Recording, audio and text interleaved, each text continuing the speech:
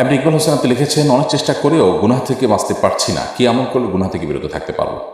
ভাই ইকবাল হোসেন, গুনাহ থেকে বিরত থাকার জন্য সবচেয়ে গুরুত্বপূর্ণ বিষয় হলো আপনার সংকল্পটা, আপনার দৃঢ় সংকল্প এবং শক্ত মনোবল এবং দৃঢ় পদক্ষেপের ক্ষেত্রে খুবই গুরুত্বপূর্ণ। এটা যদি আপনি খুব সিরিয়াসলি করেন, ইনশাআল্লাহ বিইذনিল্লাহ আল্লাহ আপনাকে সাহায্য করবেন। আল্লাহ বলেছেন, ওয়াল্লাযীনা জাহাদু ফীনা লানাহদিয়ান্নাহুম সুবুলানা ইন্নাল্লাহা মাআল মুহসিনিন।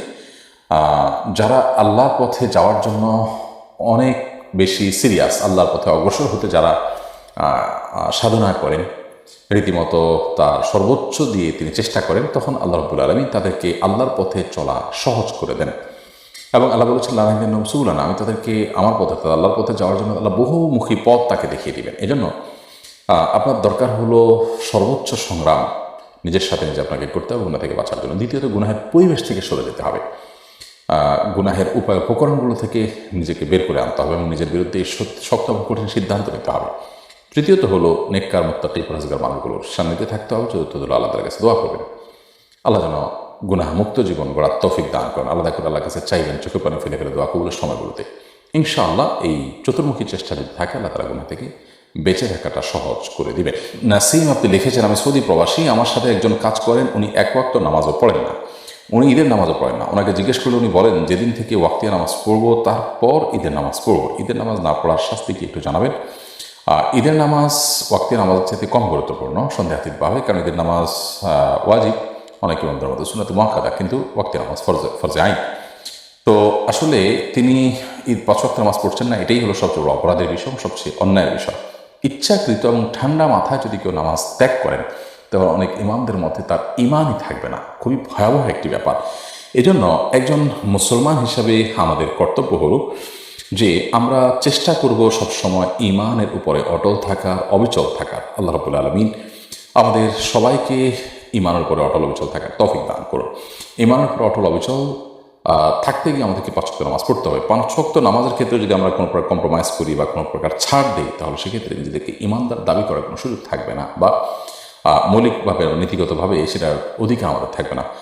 ওমর রাদিয়াল্লাহু তাআলার একটি বর্ণনা রয়েছে, তিনি বলেছেন যে, লা হাযা ফিল ইসলাম লিমান তারাকা সালাহ, যে ব্যক্তি নামাজ ত্যাগ করে তার ইসলামের কোনো হিস্সা করার অংশ নেই।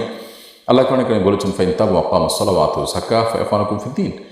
অমুসলিমরা যদি তওবা করে সালাত আদায় করা শুরু করে, যাকাত আদায় করে, তখন তোমরা তারা তোমাদের ধর্মের ভাই বা দ্বীনি ভাই।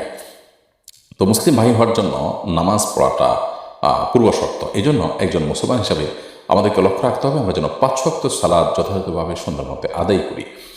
যে ভাই নামাজ পড়ছেন না, তিনি হয়তো জানেন না যে নামাজ না পড়লে ইমান নিয়ে টানাটানি দেখা দিবে এবং ইমান চলে যাওয়ার উপক্রম হবে। এই জন্য তিনি নামাজের ব্যাপারে অবহেলা করছেন। আর সৌদি আরব যেখানে তিনি থাকছেন, সেখানকার আমাদের মতে ইচ্ছাকৃতভাবে ঠান্ডা মাথায় কেউ নামাজ ত্যাগ করলে সে সাচ্চা কাফের হয়ে যাবে, সাথে সাথে বেঈমান হয়ে যাবে।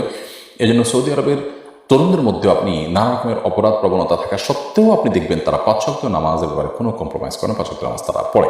মোহাম্মদ আলী আপনি লিখেছেন, আমি জেনার একদম চূড়ান্ত পর্যায়ে আছি, এ থেকে বাঁচব কিভাবে, অনুগ্রহ করে বলবেন। ভাই মোহাম্মদ আলী, আল্লাহ তাআলা আপনার প্রতি রহম করুন এবং জেনা ব্যভিচারের এই পরিস্থিতি থেকে বাঁচার জন্য আপনি পরিবেশ থেকে পালানোর চেষ্টা করুন। আপনি যেখানে আছেন সেখান থেকে নিজের বিরুদ্ধে সংগ্রাম করে হলেও আপনি এমন দূরে চলে যান যে জেনা আপনার জন্য অসম্ভব হয়ে যায় এবং জেনা আপনার মাঝে প্রাচীর যেন পড়ে যায়, এরকম দূরত্বে আপনি চলে যান।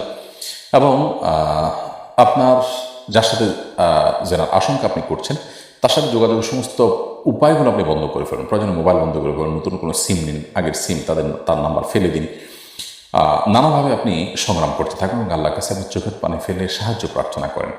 নিজের প্রচেষ্টা সবটুকু করেন, ইনশাআল্লাহ তাআলা আপনাকে সাহায্য করবেন।